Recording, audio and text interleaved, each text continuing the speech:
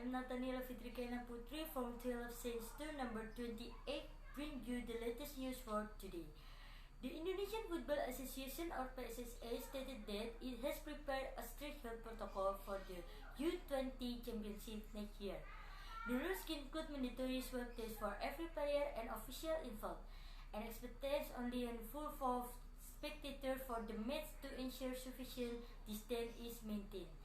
PSSA spokesman Eko Ramawanto stated, "Surely Indonesia is waiting for other countries to finish their respective leagues before sending their team to participate in the World Championship. And to date, we have not received any complaint or cancellation from these countries. Surely, the U19 national team is focused on training in Croatia, which began on August 30. Previously, training in Croatia was seen as preparation for the U19 Asia World Cup in Uzbekistan last October, which has been postponed until early next year."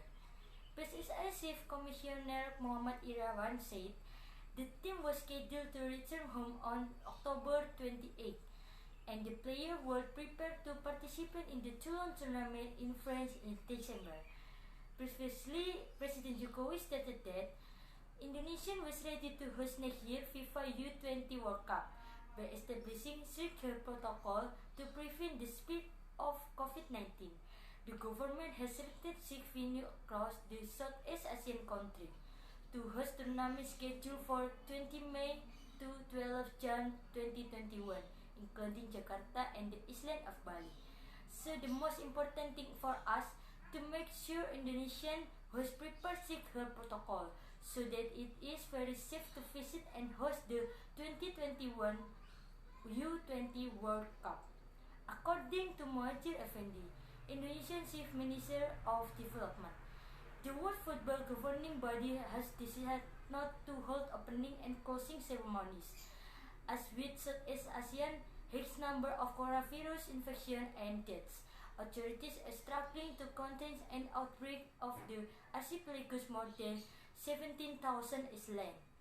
Sport Minister Zainuddin Amali said, while ensuring safety, FIFA and local authorities had not yet decided on the number of spectators allowed into the stadium.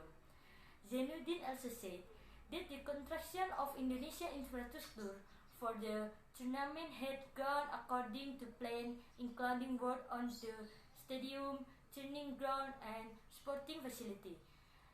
And organizing this World Cup is not only for sport, but also for tourism.